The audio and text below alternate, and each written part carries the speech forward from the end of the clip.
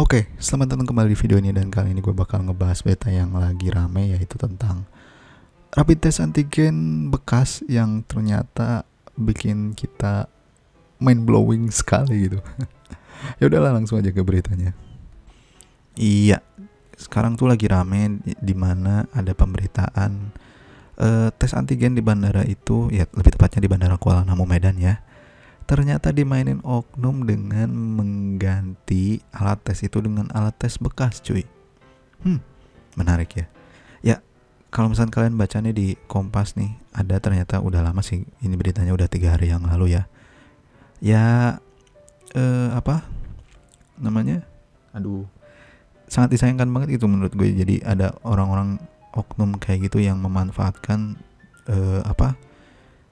antisipasi biar nggak terjadi penyebaran virus gitu, tapi malah melakukan hal yang menurut gue itu malah justru menambah penyebaran virus ya, dengan cara menggunakan alat tes bekas kayak gitu yang menurut gue itu nggak steril gitu ya, bisa aja nanti malah menular gitu ya. Ya sangat disayangkan aja gitu, masyarakat yang sampai rela-rela dicolok sana colok sini kalau keluar, colok hidung colok mulut kayak gitu, tenggorokan ya, sampai udah males nih kalau bolak-balik mesti colok kayak itu. Ternyata ada orang-orang yang di sini memanfaatkan untuk kepentingannya pribadi sendiri gitu ya, untuk ngambil untung gitu. Cuma ya menurut gue ya sangat disayangkan aja gitu. Ini apalagi penyedianya itu salah satu BUMN ya, kalau nggak salah BUMN nih, BUMN farmasi milik negara. Cuma ya ini kan oknum ya, jadi jangan dipukul rata kayak gitu. Cuma ya mungkin kedepannya bakal berdampak sih menurut gue pasti ke perusahaan ini. Jadi ya sangat disayangkan aja gitu ini. Nah, ke berita selanjutnya ya ini apalagi nih sangat mencengangkan. Dari tes tadi ternyata pelaku bisa untung atau meraup uang tuh sampai 1,8 M, cuy. Gila, 1,8 M dari penggunaan rapid test bekas aja bisa dapat 1,8 M, dan ternyata pelakunya itu ada 6 orang ya setahu gue. Walaupun di sini yang tunjukin tuh ada 5, setahu gue satunya ada cewek ya. Kalau misalkan lihat di foto ini penggerebekannya itu ada, ya mungkin segituan lah, kira-kira ada 6 orang. Dan sangat disayangkan aja gitu menurut gue, sampai ada orang yang punya pikiran memanfaatkan kondisi kayak gini untuk menguntungkan pribadinya masing-masing gitu, dimana orang-orang di sekeliling kita aja atau warga yang ingin bepergian jauh aja kadang suka mikir-mikir dulu, mau tesnya gimana, mau tesnya di mana. Dengan sekarang apalagi perketat pemerintah memberlakukan rapid test antigen itu 1 kali 24 jam ya. Ini jadi kita harus jadi lebih hati-hati gitu jadinya ujung-ujungnya. Apalagi dengan ketahuannya ada yang kayak gini, ya kita jadi mikir lagi, ini kita kalau misalnya rapid test di sini atau antigen di sini aman gak ya, maksudnya namanya tuh ini pakai bekas nggak ya, maksudnya takutnya kayak gitu kan. Kita awam ya, maksudnya awam dalam hal permedisan kayak gini, dalam pengetesan kayak gitu kan nggak tahu, kita cuma ikut-ikut aja maksudnya. Ya walaupun kita bisa cari tahu itu yang benarnya gimana, cuma ya kadang gimana ya mestinya dari pihak yang penyedia kayak gitunya juga sih ngasih tahu juga sih. Kadang memang ada juga yang kalau misalkan sepengalaman gue ya, orang yang kalau misalkan mau tes dikasih tahu dulu, ini alatnya ternyata baru nih, masih disegel, jadi nanti saya coba masukin ya ke hidung pak, jadi misalkan nanti masukin ke sini. Nah kalau misalkan ada yang kayak gitu kan lebih aman gitu maksudnya. Cuma menurut gue pasti akan berdampak sih ke perusahaan ini ya. Wajar lah ya, maksudnya orang pasti bakal mikir-mikir lagi, wah jangan-jangan nih bisa jadi aja kan orang-orang mikirnya nanti wah jangan-jangan sama semua. Tapi ya menurut gue sih ini cuma jadi pembelajaran aja lah ya, maksudnya pasti ada aja oknum di mana yang memanfaatkan kayak gitu. Cuma ya mungkin ini cuma satu dari sekian aja yang baru ketahuan mungkin ya. Dan ternyata di sini sehari itu bisa sampai 200 orang cuy, di mana seharinya itu harga swab test yang antigen ini 200.000. Bayangin 200.000 sehari, 200.000 seorang itu sehari itu ada 200 gitu.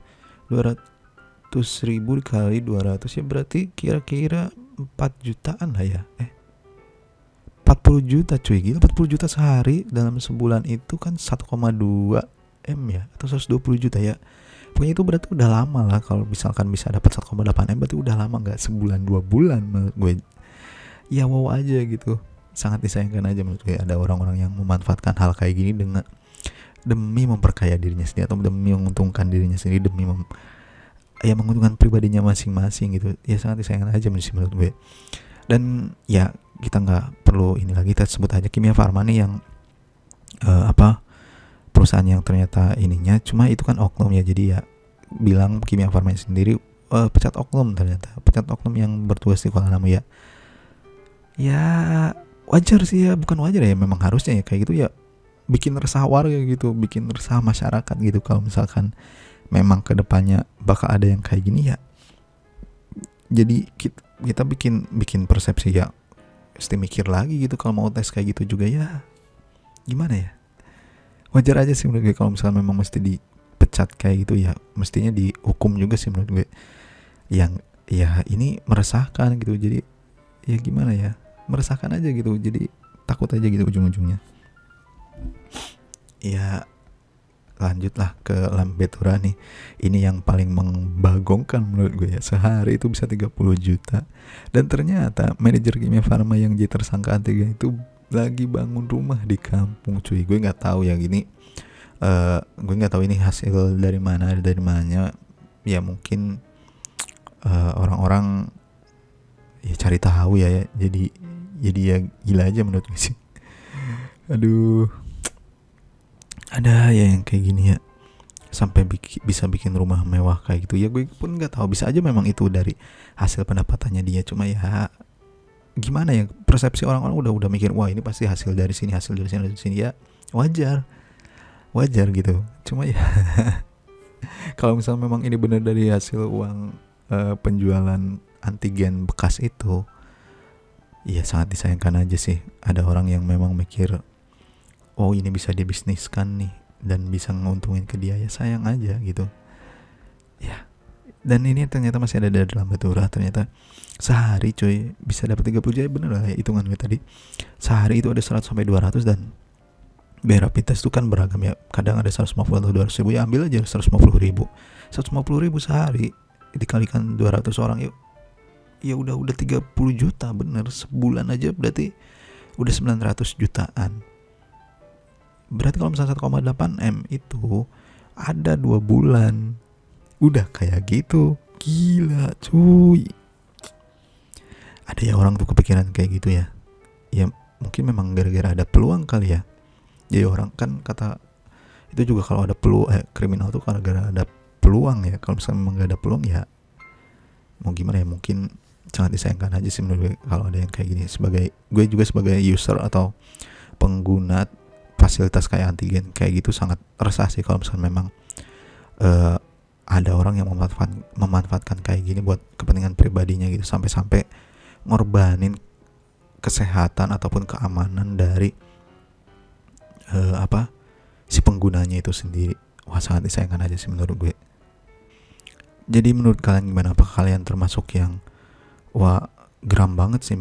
Pasti gue juga sebagai pengguna ya sangat disayangkan aja, sangat marah juga walaupun gue bukan bekerja di bidang kesehatan kayak itu ya gimana ya sangat resah aja gitu, sangat disayangkan aja gitu.